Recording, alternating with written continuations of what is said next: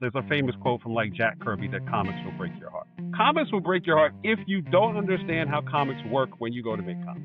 If you understand how it works, you understand what a freelance deal is, what it is that you're giving up, what it is you should be getting.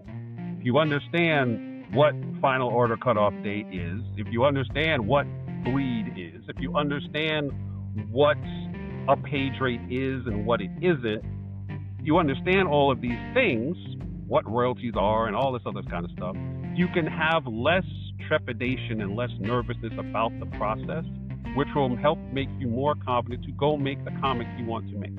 Hey, comic creators, artists, writers, world builders, this is your call to action. Here at Talking Comics, we love diving into the stories behind the stories. Whether you're just starting out or you've been in the game for years, we want to hear your journey, your creative process, and what fuels your imagination. So, ready to talk comics with us? Message us or hit the link in our bio and be a guest on Talking Comics. I'm excited about this one. Like, I love talking lawyer stuff, so that's so much fun. You know? Okay, that's weird. You know that, right? That's not a normal thing for people who are not cursed in the profession. Cursed in the profession. Okay, Yes. I'm going to write that down because I'm going to bring that up later. Yeah, the vast majority of lawyers I know, especially entertainment lawyers and lawyers who work in comics, they really want to write comics. They really want to direct. They really want to, but they realize they're probably not going to make any money doing that. So they do what we do. It's not necessarily something that anyone wants to do, but it is a necessary evil. So we're in it. Right. It's a necessary evil. And like, I feel like, hold that thought. We're going to get into this. Awesome. Well, welcome to Talking Comics. We have Gamal Hennessy with us. He's a lawyer in this space, in the comic space. But before we jump into like all my fun lawyer questions, even though you called me a nerd for calling them fun, that's fine. I'm okay with that title. Just give us a little bit about yourself, background, that kind of stuff. My name is Gamal Hennessy. I am an attorney, author, and business consultant who specializes in the comic book industry. I've worked in the industry since the late 1900s. I got my first job in 96, and I worked I was in-house counsel for a Japanese animation company called Central Park Media, which we did anime and manga. We licensed most of the material directly from Japan, and I was working there for about 4 years until Marvel decided they wanted to break into the Japanese market. So they hired me to be the international publishing manager, and I did that for about 2 years. One of the things, because Marvel's the type of company, if they hire you to do one thing, you're actually going to be doing 3 or 4 things when you actually get the job. One of the things that I was doing was I did a lot of the contracts bringing in talent to Marvel right around the time that the initial Ultimates line was jumping off, and they were doing Wolverine Origins, and they were doing all sorts of things. And what I realized was that a lot of the artists and writers that came in all grew up reading Marvel Comics. So if you give that type of person a contract where you're telling them you may be drawing Spider-Man, you may be drawing Wolverine, you may be drawing Captain America, they are prone to not really pay attention to what the contract says. They just want to be there. They don't even, this is what they just wanted sign to their do since they name were and go. 5. And but I would tell them, take this to your attorney, tell me what they think. They almost never did that. In most cases, they would take it away, they would wait what they thought would be a reasonable amount of time, and then they would sign it. And I realized they didn't understand what it was that they were doing. So when I left Marvel, I started a firm basically designed to just help people figure out what it is that they were signing. I knew they were going to sign it anyway, but I wanted them to know what it was they were signing. And I did that for a few years, but the industry itself started to splinter off and multiply into a lot of different opportunities where creator-owned deals became like a huge thing. People had the ability through high-speed internet to start their own publishing companies, and they needed help as well. Then you had the webtoons that started. Then you had crowdfunding. and that also started. You had people doing independent product lines based on their comics. You had people getting option agreements from Hollywood. So as all of these different opportunities kind of spread out across the industry, my practice grew. And in, I want to say 2020, I actually wrote the first book that was in a series. It was called The Business of Independent Comic Book Publishing.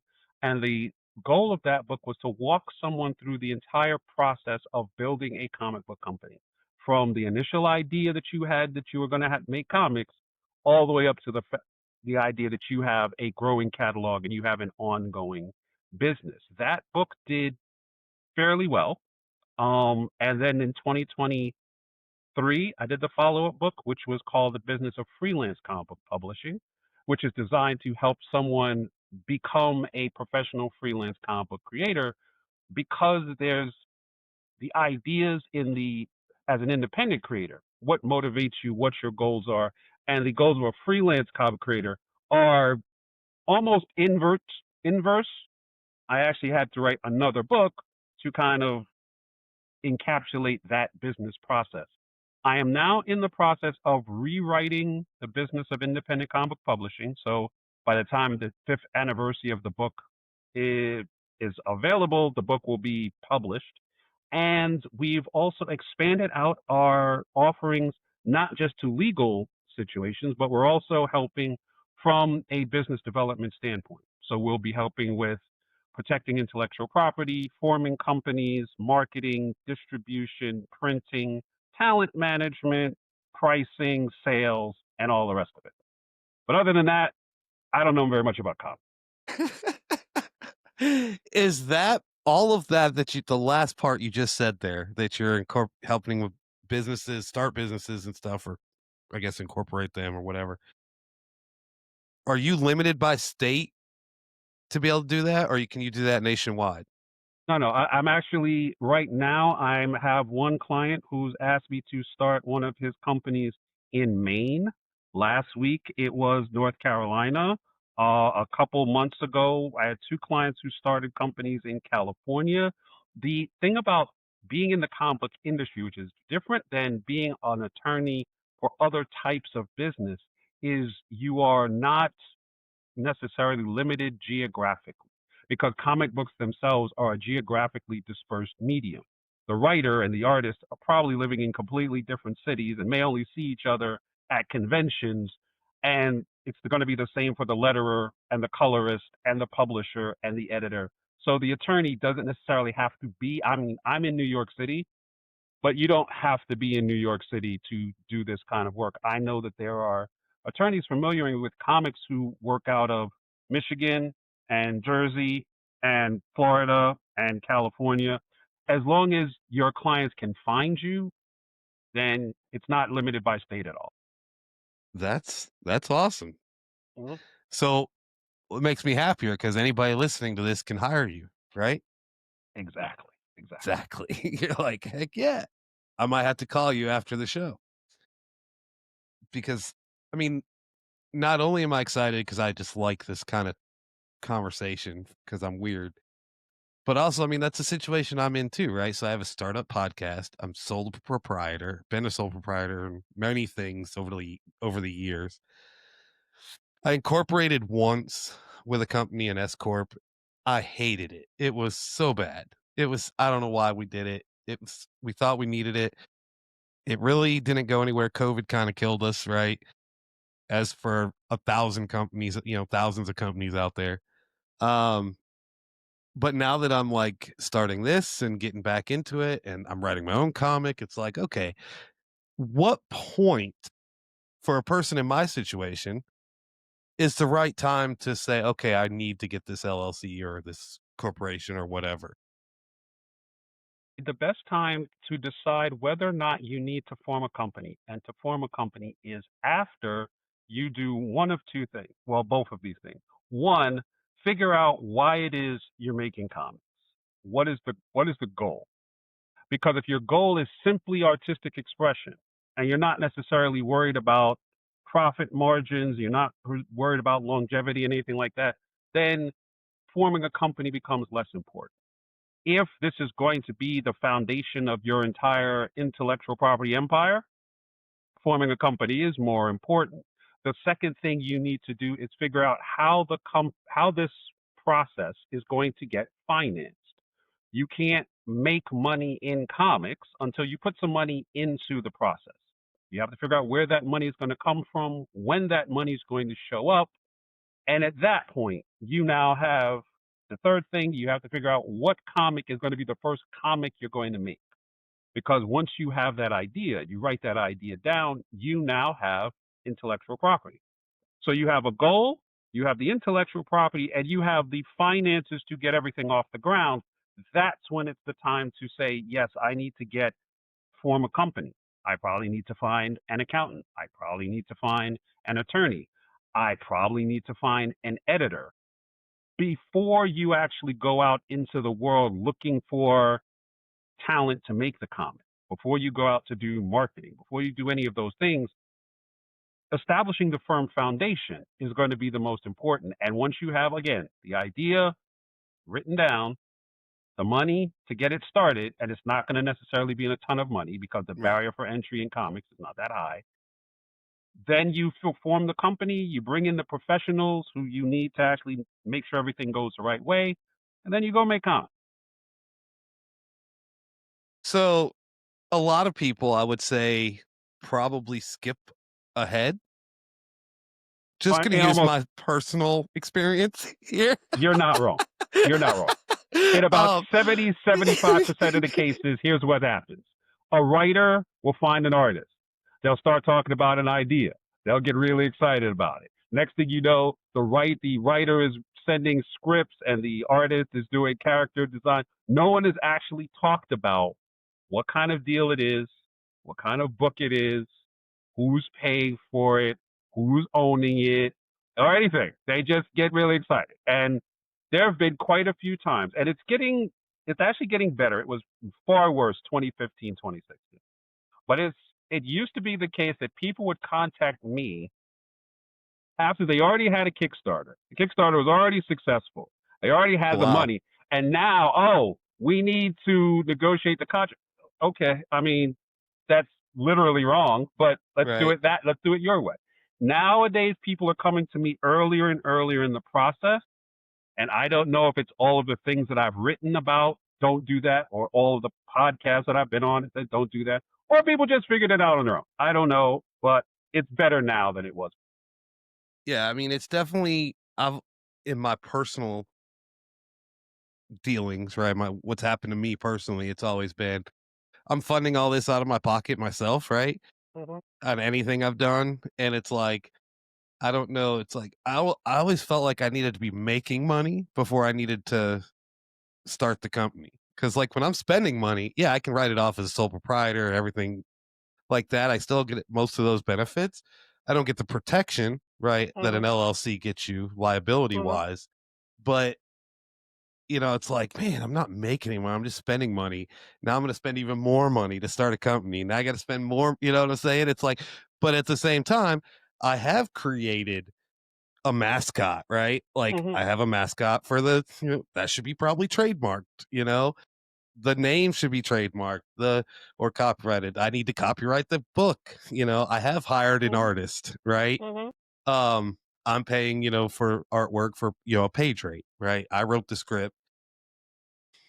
And, our deal now is I give him copies when we're done. I'm going to give him, he's welcome to sell as many copies as he wants. He can get them at like wholesale or whatever. I'm going to give him some, of course. And I'm paying him for that.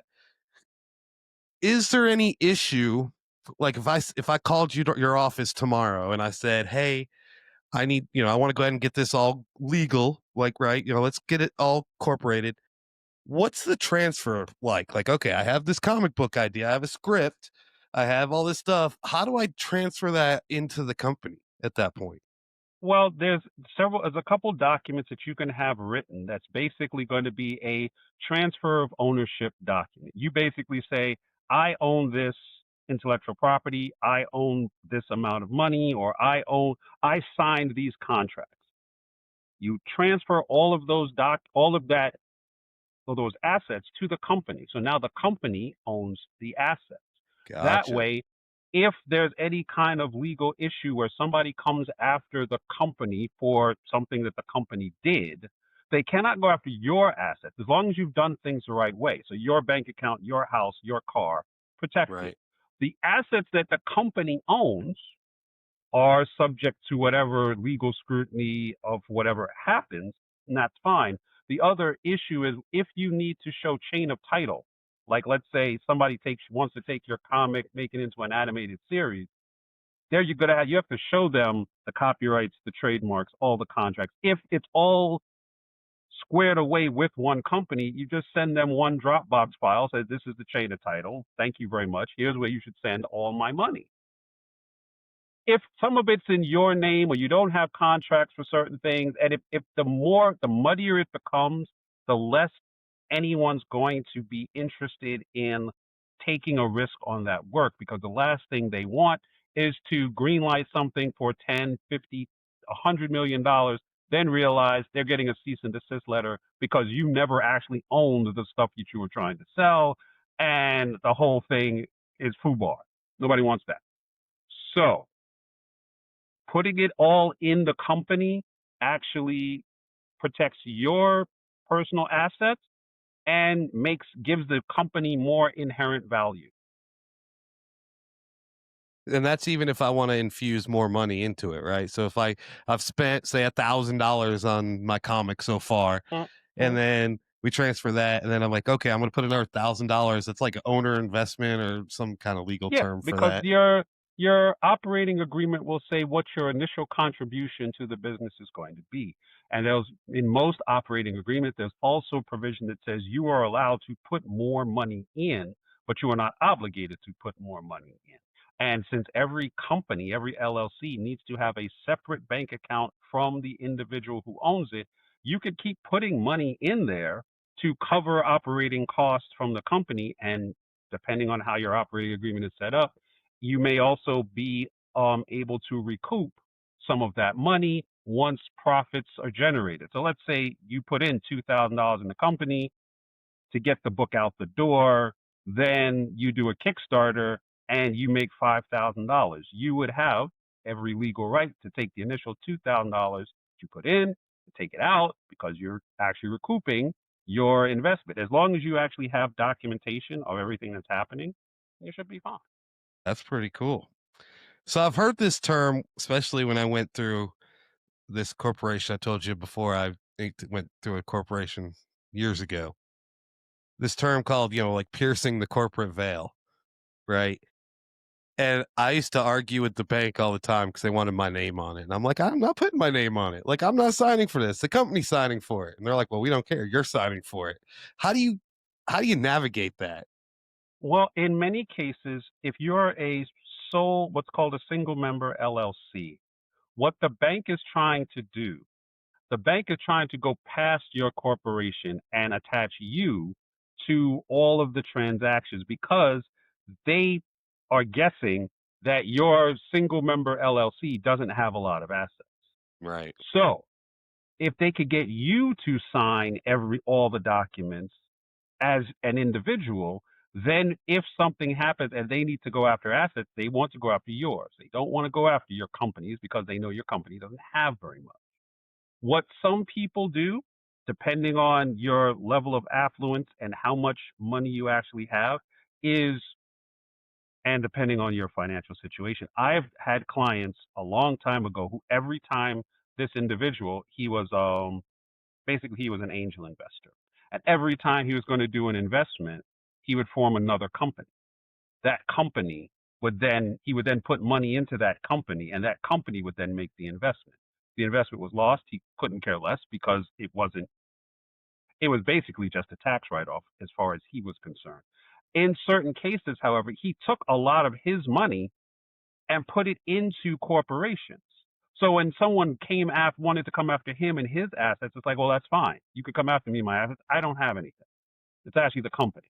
So if that kind of shell game is a more sophisticated financial vehicle that I do not necessarily recommend for people in the comic book industry, but if a financial institution is telling you they want you to sign personally, then you could just take all your cash and put it in the thing that they don't want you to sign under because they think that has no asset. Well, guess what? Now you have no assets and the company has it. But it is a it is a shell game that, like I said, I do not recommend for the comic book. Right. That's crazy. But then again, if you're trying to borrow money, they want somebody that has the assets or the Exactly. the backing, which so that at that Exactly. point you pierce it and you're Hmm. unless you move it all into the company, like you just said. Exactly. Or you transfer it to your spouse, or you transfer it to your child, or you transfer it overseas in like the Cayman Islands or something. Okay, I don't know if But I want to go into that. yeah, how many comic book companies are doing all of that? I mean, slow down. We're Yeah, just trying to make comics. yeah. Does Image Comics have Caribbean bank accounts? Is that what we're saying? I cannot confirm or deny Confirm what or bank deny? account Image Oh may my or may not goodness. have. That's fantastic. I love this. So you talked about these comics that these kids at Marvel or just people signing at Marvel, just putting their name on it because they want to draw Spider-Man. What are some of the red flags that you would tell somebody that's excited, jumping in? What's some of the biggest red flags? Way I've and this is over like 20, 25 years, come up with this system to explain to basically artists and creative people how to look at a contract. And it's basically you have to look at the interplay between four factors. The four factors are your rights, your revenue, your responsibility, and your recovery. Every paragraph in the contract deals with one or more of those factors. And if you can analyze the contract and understand how each one of those factors impact you, you will then understand if this is a good deal or a bad deal. So, for example, if I say the creator owned deal and the rights that I'm giving up are the publishing rights, the merchandising rights, the movie rights, the interactive rights, the TV rights, the live performance rights, I'm basically giving up all the rights. Now, in a creator owned deal, really, the only rights that a comic book publisher needs is the print and digital publishing rights. If they want all the other rights, then they should be paying for all the other rights. There's no reason for you to give away basically ownership and control of the story that you've been working on unless you're being paid for it. So then you look at the next part of the contract. What are you getting for these rights? If you're getting $5,000 as an advance or no advance at all, then the question becomes, why are you giving up the movie rights to a story you made for no money? Now, if the next part of the contract says you're going to get $125,000 and 5% of the production budget with a cap of like $10 million, like, okay, sure, give it to them because what you're giving up and what you're getting actually match. It's where the things are out of whack that's where a bad deal comes from. So, for example, if I say, well, I'm a publisher, you give me the rights to your comic, and I tell you that the length of time I'm going to have the rights to your comic is the term of the copyright. Now, what a lot of people don't understand is with modern copyright, if you file a copyright in 2025, the length of the copyright is your life plus another 70 years. So what I'm saying to you as the writer is you're going to give me the rights to this comic for the rest of your life, for most of your kids' life, and maybe your grandkids might be able to get the rights back, but probably not. Question then becomes, okay, what did you give me for that? Because you've basically taken this property off the table for me forever. And again, if they said, we'll give you $125,000 plus 5% of the production, okay, sure, go for it. But if they're not giving you anything, then why did you give that to them? It's once you figure out what it is that you're getting for what it is that you're giving up, then you can understand whether a contract is good or bad. That's great. So it's like the 4 R's. What are they? Writing, It is Res- rights, revenue, rights responsibility, and revenue. and recovery. I made them all start with R so I can remember what they were. Right. Responsibility and recovery. Yeah. That's next time I read a contract. That's what I'm going to do. Not that I have many coming my way, but that's fine. I'm just going to send it to you. Like, should I sign this? I've thought a lot about that actually, for like, if there's like sponsored deals and stuff like that for a podcast, which I'm not saying it's going to happen today, but a year, 2 years from now, it could happen. You gotta protect yourself and all of how that works. So, man, this is amazing. I know you're laughing at me, but I love this stuff. You are one of the few comic book writers that actually wants to hear about this level of intricacy, because in most cases, writers that I deal with, they want to create their own deal. They see image as kind of like the holy grail of like getting a deal. And when they bring me their deal, what they really want me to tell them is that this is a good deal, you should sign it, go make your copy. In most of the cases, I tell them either this is a bad deal, or this is a horrible deal, or this is not the worst deal that I've read in the world. Here's what you could change. Most of the time, they don't want to hear any of that, because they might have spent 2 years, 3 years, 5 years trying to get any publisher to offer them a deal. If I then come in and tell them the deal that you've been waiting for is a deal that you should walk away from, in most cases, they do not. In most cases, they just sign it. But at least then they know, yeah, that's a bad deal. Do you have anybody that, like, do they have negotiating power to go back? And have you seen them get changes done and still get a deal? It depends on two things. One, it depends on the level of leverage that the writer or artist has relative to the publisher, and it depends on the ability of the writer or artist to walk away. If the writer or artist knows that they have 10, 15,000 followers on social media, they've had 4 or 5 successful Kickstarters that they've backed already, and all of a sudden someone offers them a deal, they can go, okay, I can take what you just offered me, or I can do what I'm already doing and I know that it works. And if what you're offering me is less than what I'm getting on my own, why would I do that? And those artists and writers can go in and get, because at that point, they're not really looking for their first deal. They're looking for expanded distribution channels for a business they've already set up. They have far more leverage, and it's much easier for them to get the deal they want. A person who hasn't made a comic, hasn't published a comic, and is trying to break in with a creator-owned deal has much less leverage.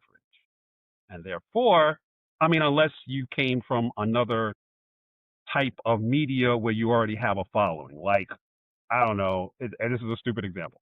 Keanu Reeves didn't have a comic book before Berserker, but when he did the Berserker deal, he got a good deal because he's Keanu Reeves. Because he's Keanu Reeves, right? Yeah, Exactly. yeah, exactly. Nobody's beaten down AJ Ryman of Talking Comics, host of Talking Comics, door down yet. So, okay, but once you actually star in several like multi-million-dollar franchises, then you too can just go walk into Boom and get whatever deal you want. Get whatever you want. That's fantastic. So, I know you've done videos on this before because I watch your stuff because I love this kind of stuff. But for us, for our audience, the trademark versus copyright, we'll use me for example. Panel Pete here, my mascot. What's the process to trademark something like that?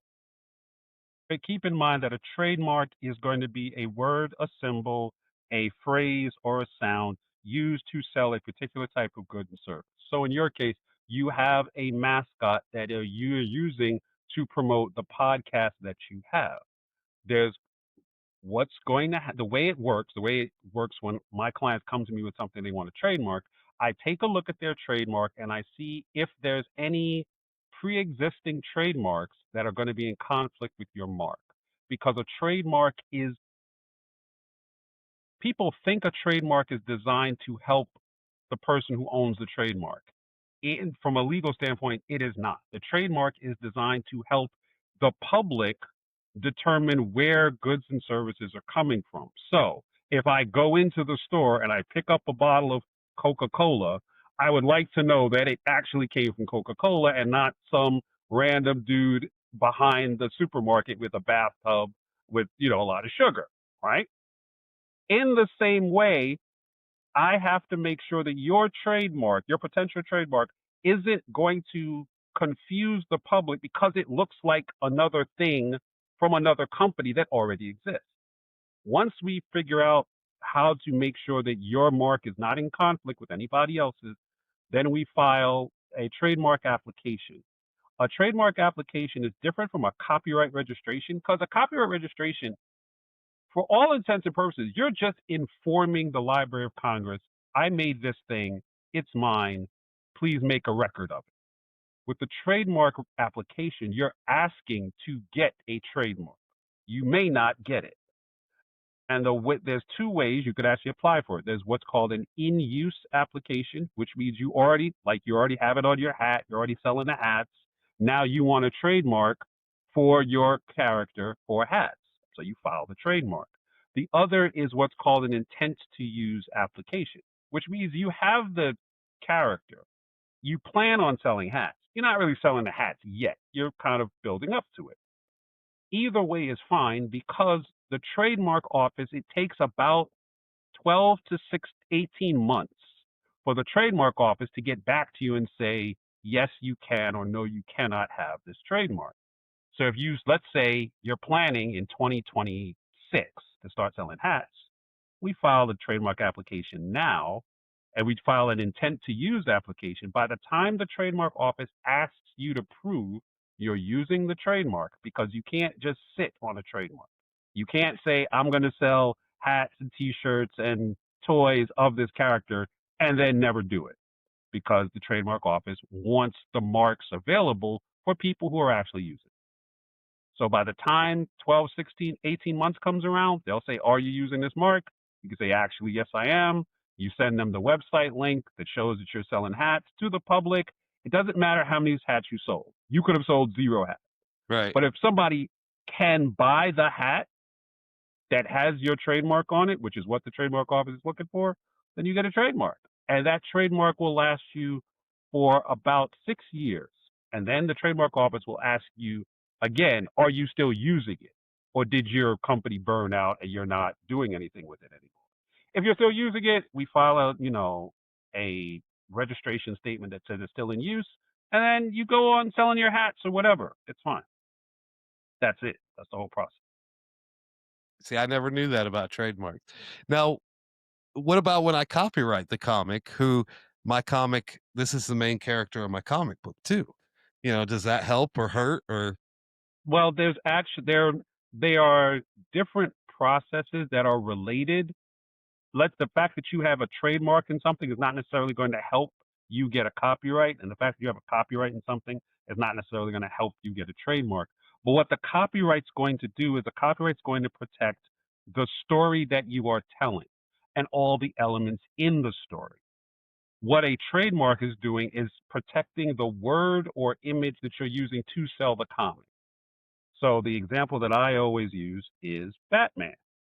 Because if I tell you I read a story or I wrote a story about a rich young man who survives a tragic criminal event and then uses his money to become a vigilante outside the law, I've just told you a story. Batman is a specific expression of that story and gets a copyright. But keep in mind, if you look at the story I just told you, I also just told you the story of Moon Knight, Iron Man, Iron Fist, The Shadow, Nighthawk, and like 50 other characters. But each one of those is a specific expression of that idea. Each one gets a copyright. If in my story, The rich young man happens to have some sort of animal totem fetish and puts a bat on everything. And then me as the publisher also puts a bat on everything that can be nailed down to sell them. Those are going to be trademarks. It's not the story. The story is the rich young man who becomes a vigilante. The symbol that I put on the t-shirt is the trademark. That's what I use to sell things, including the comic. But I sell the trademark. I use the trademark to sell the comics. I also use the trademark to sell other things because I have now created an emotional connection between that symbol and the story. So if I put that symbol on a lunchbox, I can now sell lunchboxes. Lunchbox had nothing to do with the story. Nobody cares because they see the symbol and that's what they gravitate. That's fantastic. Or sell pictures that I have behind me, or Mm-hmm. pops, or whatever else that I have in this room. Literally, like one of the things that I had to do when I was at Marvel was we had to handle a lot of the licensing agreements because Marvel at that point, this was like when Tobey Maguire was the only Spider-Man that we had. But I came to the conclusion that there was not one thing, not one article that a consumer can buy that Marvel did not put Marvel characters on. So whether you're talking about socks or drapes or cans of ravioli or hats or sneakers or bottles of water, nobody cares. Find it, make a license, get some money, send them the pictures. It'll be great. It'll be great. Everything. Literally everything. So this is a could be a real world scenario. I'm gonna show you a picture here on my phone. So in my comic, right? So part of what I've been doing is my comic is like part of it is set inside a comic shop because Panel Pete lives in a comic, right? He's in a comic book shop, gets bought, does some cool things. But inside the comic shop is a bunch of comics, right? So I've been asking a lot of the people that I've interviewed that have created their own comic book to use their comic in my book as a, something to, just like an homage to the indie community to have their book in my comic. But now, like, there's stuff like this. I don't know. Hopefully that's clear. Can't see that at all. No, I can't. Yeah, it may not be. I might have to email it to you real quick. So I'll just explain it. What if I had like this comic, a Thor comic, on the shelf in my comic book, on the comic book wall? Is that legal? Am I allowed to do that or no? Well, now you have to understand the difference between legal reality and financial and actual reality. Because what you should do in all cases that you're going to use someone else's intellectual property in your intellectual property is get a release. And it should be written. So like every person that comes onto your show and says, yes, you could use my comic in your, in the background in your comic, it would be very helpful if you got a written release signed from them that says emails. Does that count? It would be very helpful if you got a written release that allows you to do that, as opposed to an email, which is not as helpful. And for every time that you use a comic book in the background that you do not own, that is going to technically be infringement, improper product placement, and infringement. Now, unless several factors would have to come into play for Marvel and Marvel's legal department to decide to send you a cease and desist letter. One of those things would have to be that you sold enough copies of this comic or people knew enough about this comic to recognize that this actually occurred. If they never see it, they can't sue you for it. They can't send you a cease and desist. So if you sell 3 copies and it's in there like, well, great, you sold 3 copies and there's no problem. If you sold, like, for whatever reason, you sold 300,000 copies and there's something pivotal in the panel that had the Thor comic in it, yeah, now you're going to get a cease and desist letter. Now the army of ninja lawyers that Marvel incorporates will swoop down onto your residence and strip you of everything that you have ever had. As long as, unless I have an LLC, then they can only take the comic, right? Yes, but they will attempt to pierce that corporate veil. Let's be honest. They will attempt. Really? See, oh yeah, because the thing that separates, well, there's a lot of things that separate independent and emerging comic book creators from companies like conglomerates like Marvel and DC. Marvel and DC they just have lawyers just waiting around to do things. Just And like this. yeah, They're it's like, waiting for this situation just right wait, here. they're just, and they bill by the hour. So the more they can find things to go after you for, the more they make. And well, not everybody's happy because you're not going to. So I would recommend, and a lot of times my clients will send me they'll send me their scripts or they'll send me their final pages for what's called a infringement review. So I look at every panel of the comic and say, okay, do you have name, image, likeness rights for this person? Because this person looks very much like a current Hollywood star. Do you have the right to actually use this logo in the background? Do you have, and invariably the answers are no. They don't have the rights to do any of that. But, there are ways around it. Like, for example, a question I get a lot is, can you use like monuments in a skyline of a particular city in your establishing shot, or is that infringement? The fact is, that's not infringement. If you, like, let's say you have the skyline of Paris and in the background there's the Eiffel Tower, then you're fine. You don't have to get any permission to do that. However, if you take a shot of your establishing shot is Paris at night, and the light show on the Eiffel Tower is part of your background, you now have to get permission from the commission that runs the Eiffel Tower because the light show is copywritten. The building itself is a public work, and you could do that. So what's the? I totally understand what you're saying. Just throwing out something else here.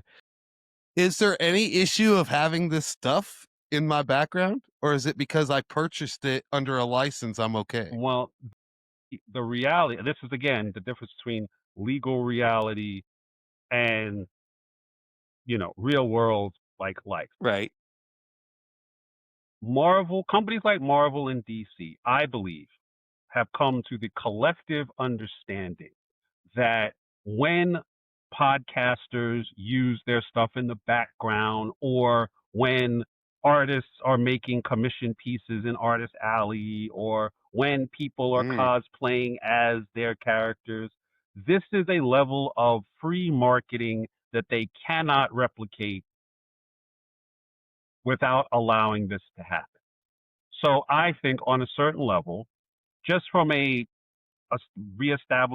establishing intellectual property and establishing the value of the characters itself, they're actually not at all upset that you've got the Batman Joker like poster behind you, and you've got the classic Spider-Man on the wall, and you've got the Batman Funko, and I've got a whole lot of Moon Knight because it's October and I figured Halloween, Moon Knight, whatever. And the Funkos and everything else. You're not actually removing any money from these companies by putting those things up. You're actually, depending on how you look at marketing, you're helping them out. So they don't worry about it. Well, that would be the same argument I have for my comic book. I'm helping market them. Yes, but you are selling the comic, right? And people are watching the podcast for free. Well, free in that the only thing they're paying is their attention. They're not actually paying money. Yeah, because unless I had like a subscription service, but I do offer this for free too, though. Or if you were making considerable amounts of money and it was specifically tied to the use, like if you were using the Funkos or the comics as props or something, and that was generating a lot of cash, then that would actually be an infringement that they would take notice of. What we're doing now is probably an infringement that they couldn't care less about because there's Right. too many podcasters with phone calls in the background. What's the And there's point of that? 20 people that are going to see this episode, right? For, the Exactly. next 6 And months. So, and then it'll most of these podcasters have no money, so there's no point right. going Yeah. after What them are for you money. going to get? You want my Thor? This is my prized possession right here. This Thor comic right here. That's, beat all to hell. Yeah. So it's like not worth That's, oh my God, that's fantastic. Cause I hated that walking through a convention and seeing all these people that are doing art, selling what I would consider, like, I would never want to do that, like draw Thor and then sell it, right? Like, I draw a line personally there, right? I wouldn't want to buy my daughter something that was, they don't have the license for that, but I'm understanding it more now, especially going through this project to write my own comic, right? Um, and the use of those kind of things. So, God, I love this stuff, and we need to like move on, or we're going to be here all night. Because I will have you back every week. um, what is? I always ask this. I think we've talked about a lot of really cool things. I'm geeking out over this. But is there something you've written books, right? Have you written a comic book? Have you done a comic book? No, I have actually written, hold on, 3, 6. I've written 6 novels and 4 nonfiction books. And I came to a conclusion very early in my career as a fiction writer that it takes a very specific type of confidence in your creativity to write a comic book script and then hand that script over to an artist and then a flatter and then a colorist and then a letterer because you are confident enough in your craft that you want to see what other people are going to do with your words. I, on the other hand, am I do not like to share. So I know the ideas, I know the beats that I want in the story. I know the narrative arc that I want in the story. I know the visuals that I would like to project into the head of the reader as I'm doing it, and I am not willing to give that process, share that process with other people, even though I know they would probably enhance it and make it better. I am much more willing to sit and just write out like the entire novel. Like the last project I did was a series of short stories that I released only on audio. So I wrote the stories because when you write a story, but you're writing it for the ear instead of the eye, you have to write it in a different way because there's a lot of visual cues that a person reading a story will take to figure out who's talking and what's going on and everything else. And I did that for maybe a year, year and a half. But I was not willing to go out and hire a voice artist, a voice actor to do it. I recorded all of them myself. And I sat there and I figured out how to do it because I knew how I wanted it to come across. And I understand that if you're not willing to share the art creative process with other people cannot enhance your work, which I think is one of the magic parts of comics. But I also know my own mentality, and I can't do it. I can't do it. I agree. I am definitely one of those people that have to do everything myself. I have to have like control it and everything. And I don't know what changed, but it was being inspired by this community really is what happened. Hmm. Hmm. Was interviewing these creators and wanting to go through the process myself to learn just that much more, right? Of writing a comic. So I wrote the script, taking tips from, TikTok videos and, that Stephanie puts out or all these other creators puts out. And I did it. I wrote it. I'm like, okay, cool. And then if I were to do the artwork, it would have taken me 10 years, Hmm. because I would have to literally learn the skill of drawing because I don't know that well. And I finally was like, well, I'm interviewing all these creators. Why don't I just hire an artist? And I did. It was one that I, interviewed. We hit it off. He sent me some fan art of Panel Pete, and I was like, I asked him to do a cover, like an alternate cover, right? And he did that. And I was like, dude, just do the whole book, And, I'm paying him to do it. And it's amazing to get that, to experience that in something that I wrote. He sends me pages of artwork of something that I wrote. And it's like, this is really cool. So it's cool. It's a cool experience. But I'll have to make it all legal here soon. When Marvel comes after me for my, Journey into Mystery 109 as my prized possession back here. Um, no, that's great. And so where can people get all your books? Because I'm buying some. You can find all my stuff you can find on Amazon. You can also find it on like Barnes and Noble. You can Okay. find it on like Target. You can also just go to gamalhennessy.com, because all of the stuff that I've done, both fiction and nonfiction, is on that website. You could also go there if you want a free legal consultation on something that you're working on. If you want to sign up for my newsletter, if you sign up for the newsletter right now, you will automatically get access to a video that I've done that actually walks you through screen by screen how to register the copyright for your comic, Heck and yeah. that's free. I have a That's on your podcast. website? Yeah, it's on my website. Sorry. If you just Okay. click the button that says click here for newsletter, it'll click you to the newsletter. You join the newsletter, and then you should get the video as like the next email that you get.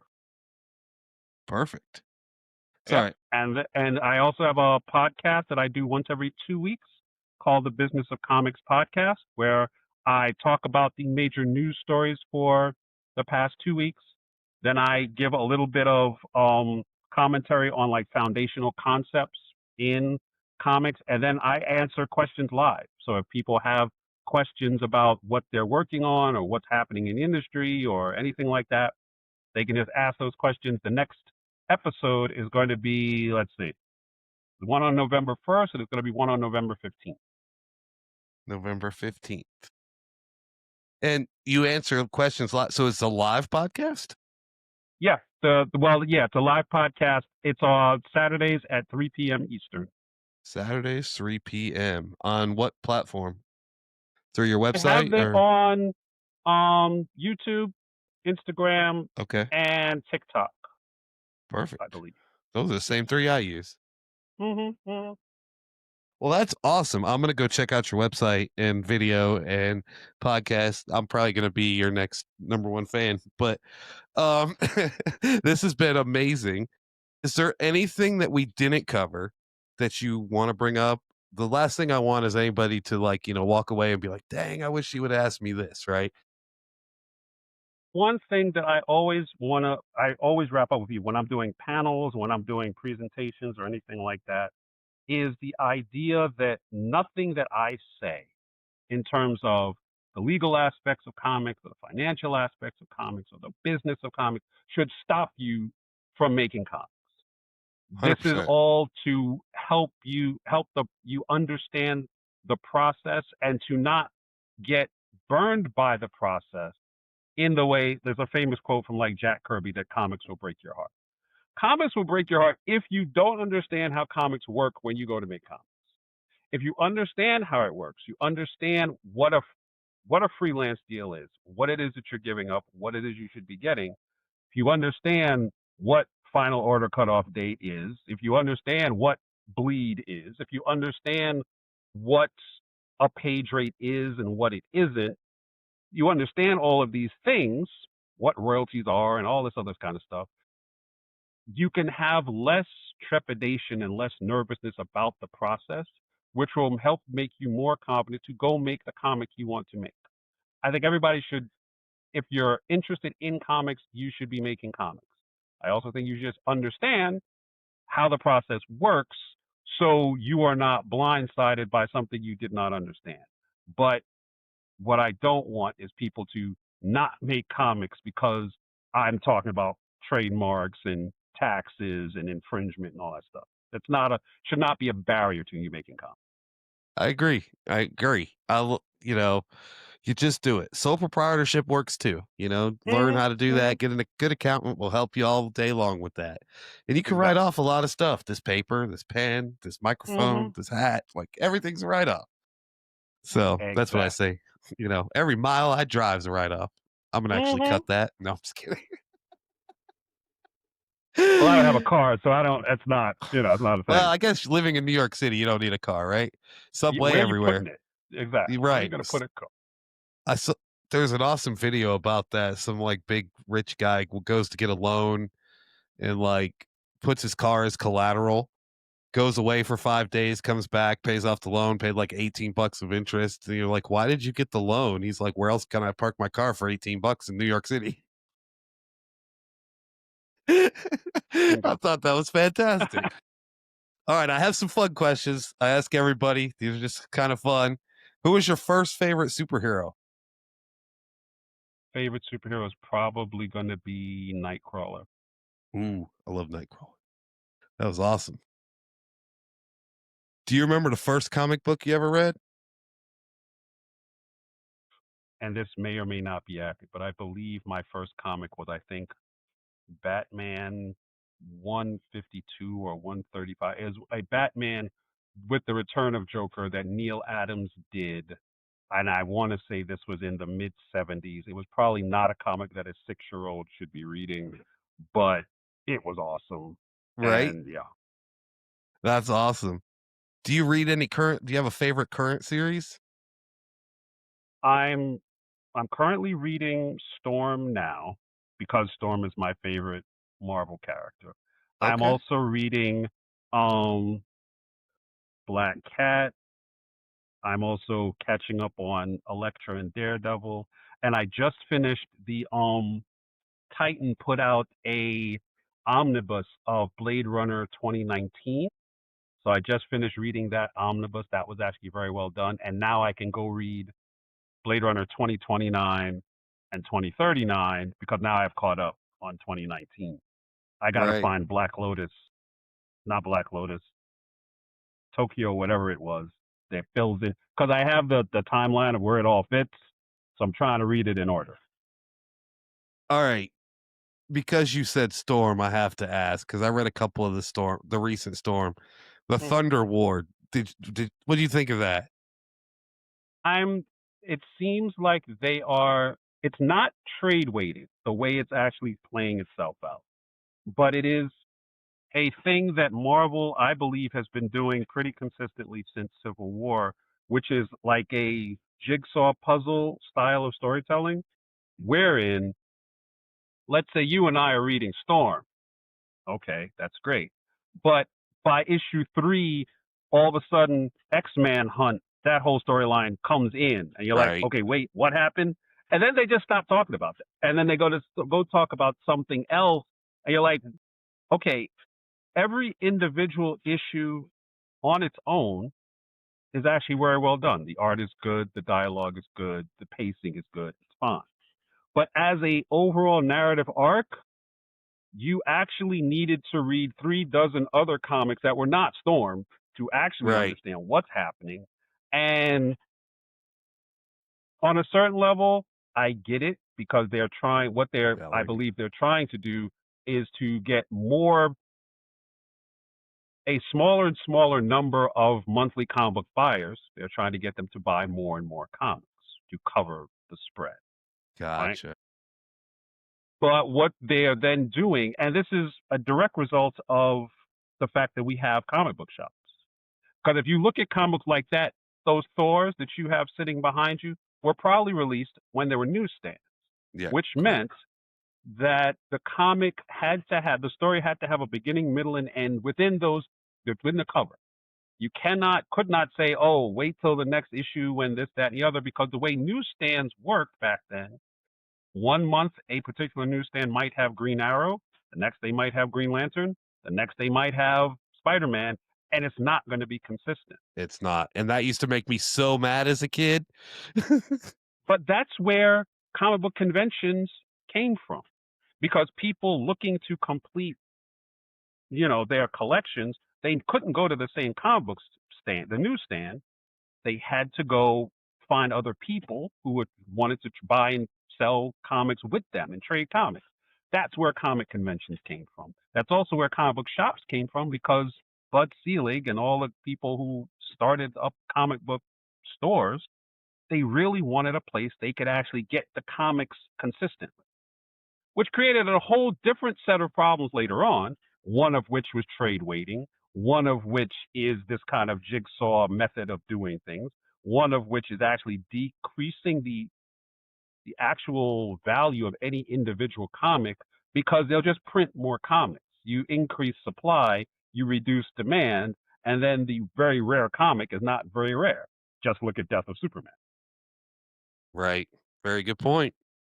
I wasn't thrilled with the Thunder War, the couple issues I read of it. I'm like, I really thought it would be better. And like you said, the X-Manhunt, I was really into. I read all the core issues. And then the ending was just meh. Like, I don't know. Because they keep in mind the whole crossover kind of mega like event used to be in the 80s and 90s only during the summer. During the rest of the year, every title would pretty much be on its own. You know, Captain America do Captain America things, Spider-Man's doing Spider-Man things, X-Men are doing X-Men things. But at a certain point, and I believe this was in 2010, 2012, they just decided every event was going to just lead into another event. So now it's Gotcha. just this rolling cycle where it's very hard to find a comic book series that's not always tied into everything else that's going on. And this is specifically Marvel. I do not know if DC is doing the same thing, but I think only, from what I remember, Moon Knight and Black Widow. You can read those and you don't really need to know what's going on in the rest of them, because they're not doing that. They're doing Moon Knight, Black Widow, which is great. I do love League of Comic Geeks. I use that to, like, my pull list and track all my Mhm. comics and everything. It does a decent job of telling you if it's a core issue or just a tie-in. So you Mhm. can kind of decide which ones you get. So that's been helpful. So yeah, I told you we'd get sidetracked. Mhm. Mhm. If you could live in any comic book universe, which one would it be? I would actually not want to live in any comic book universe. Have you seen these places? Like think about it for a minute. Well, I think the only one I would say Grendel from Matt Wagner. Only because if you are not actually a criminal, you should be fine. There's not a lot happens to everybody else. It's not like Right. a Marvel DC situation. You just be walking to the post office and a car hits you because the Hulk Spider-Man threw decided. it at Yeah, Hulk or, exactly. Like whatever. that doesn't happen. In Grendel, none of those things happen. You The just, if you best mind your answer, business, you're good. A lot of people revert back to the Sunday morning comic strips, in the paper, like okay, Peanuts and Garfield. And I'm like, man, yeah, those are good ones. A yeah, cat yeah, eating because lasagna, yeah, because you're safe. Like what's the worst that what's could happen to you? You try exactly. to kick a football and you'd miss. Okay, that's fine. I'll take it. So That happens every park in America. All right. If you could have any superpower, what would it be? easy. That would be photogenic What was it? reflexes. Okay. Taskmaster. Heck yeah. Yeah, All right. because all the things that you watch on TV. Oh, I wish I could do that. I wish I could do it. Yeah, now you can. Now you can. I love that. All right. Which comic book character would you want as your sidekick? Any character. Doesn't have to be a sidekick, but they're your sidekick now. I think I would have to just go with Storm, because then like I'm not really doing anything. I'm just Yeah, you're just hanging out, right? Yeah. yep. And the Yep. weather's always nice. Yeah. As long as she's happy, right? Yeah. Right. All right. If your life were a comic book, what would the title be? That's a lot. I think. How did I get here? How did I get here? I like that. Yeah, because Um, there's not a straight line progression between going to law school and becoming a fairly prominent comic book attorney. Because comic book attorney is not actually a thing. It's not like malpractice attorney or right. mergers and acquisitions attorney. Comic book attorney is like, wait, what? There's no law school you can go to. It's like, I want to train to be a comic book attorney. Like they show you the door because that's not a thing.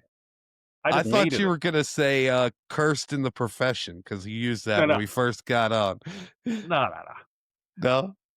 no. How did I get here? Would be the How did I get here? I love it. So what made you want to be a lawyer to start with? I didn't want to be a lawyer. What do you mean? I lost a bet and I wound up in law school. That's a heck of a bet to lose. It is. It is, especially the way the bet was actually structured. The bet was with my mom. Mothers, if you're a Gen X, mothers wanted you to be doctor, lawyer, engineer. Like those are literally the only three jobs they wanted. My mom's in the other room. Don't let her hear. Right. And there's a test that you have to take to see if you can get into law school in the first place. I didn't want to take this test because I didn't want to go to law school. She said, okay, I'll make you a bet. You take the test. If you don't do well in the test, I won't bother you about law school anymore. If you do well in the test, then you go to law school.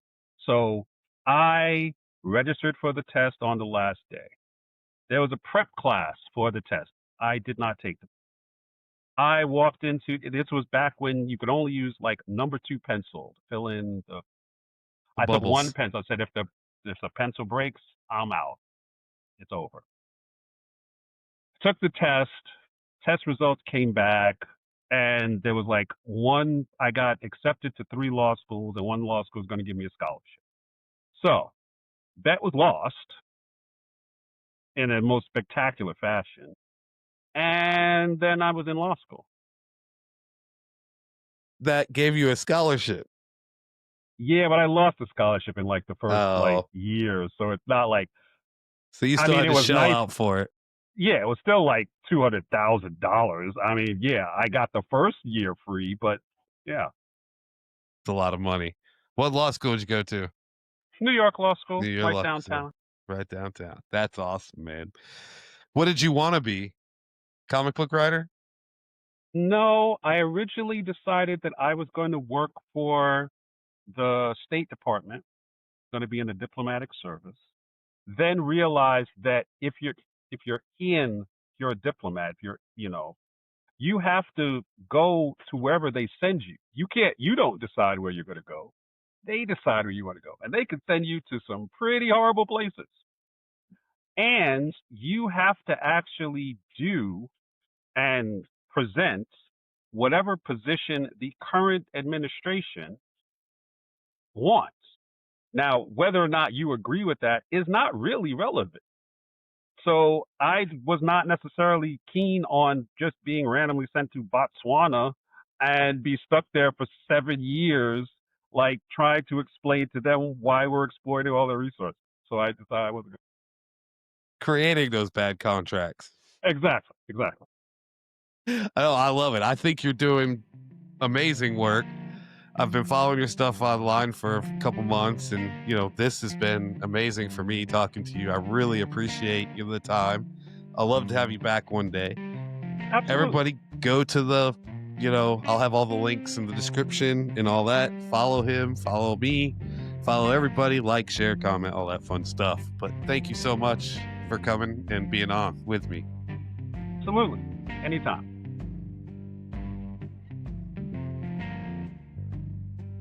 In a world of heroes, villains, and epic stories, Braha, Anakan, and their ultimate sidekick, Panel P, take you on adventures each week. Showing off their comic book hauls, fun trivia and games, honest reviews, and inspiring conversations with the creators and consumers who make it all possible. Join in on the conversation. This is Talking Comics. Trying to start a podcast but feeling stuck? At Aquadio, we help creators make waves with everything you need to bring your voice to life. Hosting, recording, editing, and marketing. Whether you're starting from scratch or just need a little help polishing your sound, we're here to hydropower your creativity.